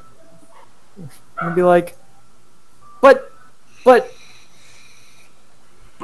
I assume you don't have the gold to pay the fine? let me just go to one of your back alley... Guards. And Wait, all no. 4 guards approach you. I'm gonna fork over like some... I'm gonna say, wait, let me just sell this real quick. It's gotta be worth something. Attempting to bribe an official, that's an additional 3 years. No, I wasn't trying to bribe. I was trying to... Continued lying in the face of accusation and evidence, that's an additional year. Name your co-conspirators now, and perhaps your sentence will be mitigated somewhat. There was no co-conspirators.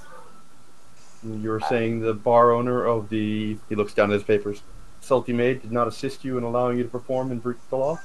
No. I believe is Esmeralda is the current bar owner. She just allowed you to perform? I just started performing for tips.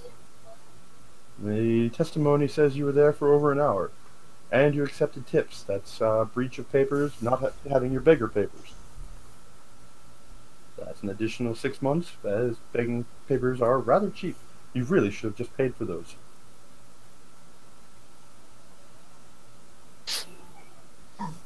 I'm gonna...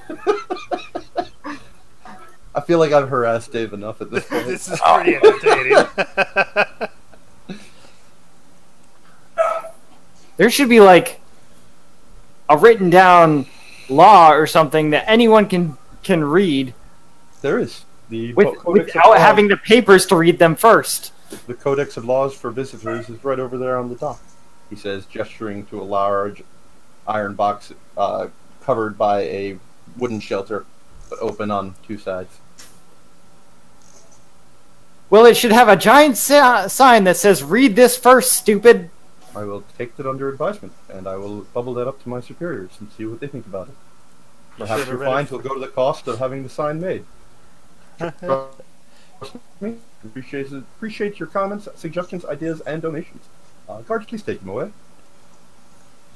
Wait, but I was nice. I like your city. I swear. You find yourself manacled and dragged down the docks. The haughty laughter of Felter echoing in your ears as you were dragged off. I'm waiting to hear the gold cost of a suggestion.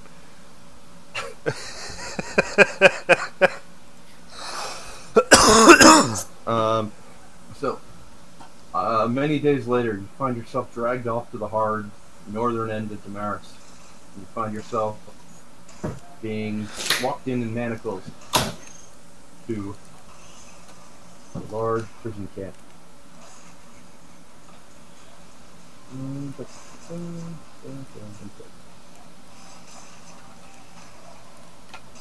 A number of other prisoners were brought in with you.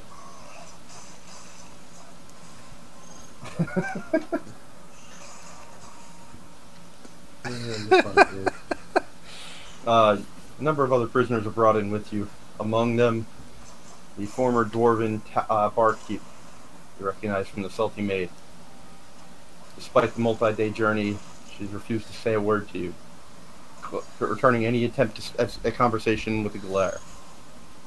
You find yourself before a large, obese man in black leathers, reading out the rules and stipulations and issues. Encouraging any collaborators to help assist in maintaining the peace of the prison, and that issues may be provide for mitigating circumstances for crime. As you were walked up, you were given a prisoner number and informed that this is your name now, and that you must know it and respond to it. Failure to do so will result in punishment. Your crimes are provided as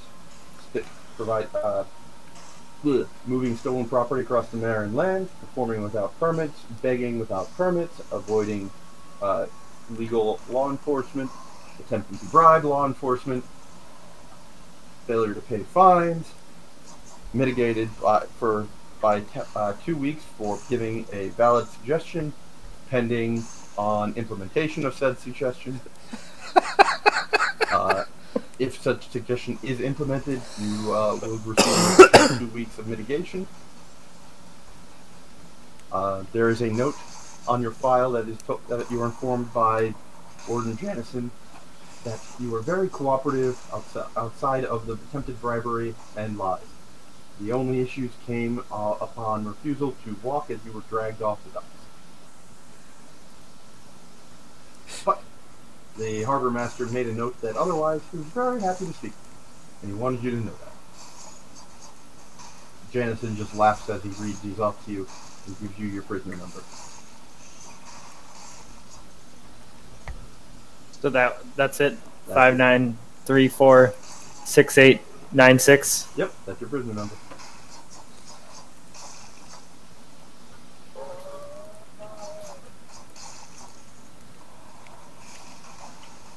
Adam, that's Eric's. I'm gonna write it down. I am not gonna use it. That's fair. I'm just. Wow. What? Oh no, it's just I was looking at the numbers. It looks like you've been there 400 prisoners longer than I have. So that's fun. Oh, I thought you were saying, "Oh wow, am I not gonna use it?" I'm like, I have an 8 intelligence. Like.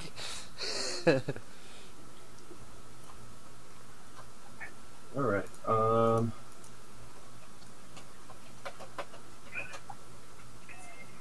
And I really thought Dave was going to beat it for a second.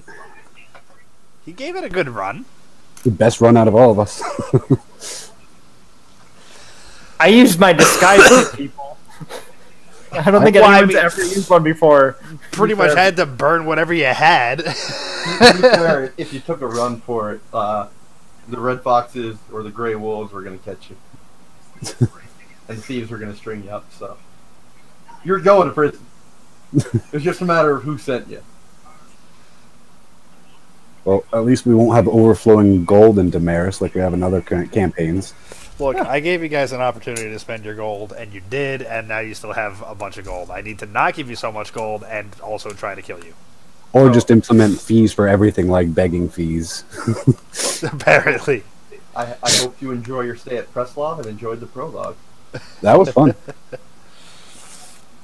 I mean, it was a That little was stupid.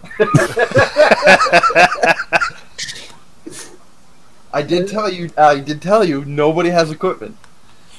I know. I was just trying to. I was trying to like get out of it any way I could, and I know you did really. You were testing me. I had so many tricks up my sleeve and Dave, nothing. This was the best string of anything you've done that didn't result in, like, catastrophic failure damn near immediately. Yeah, I kind of expect you to lose it right in the beginning. Well, yeah, Jack of all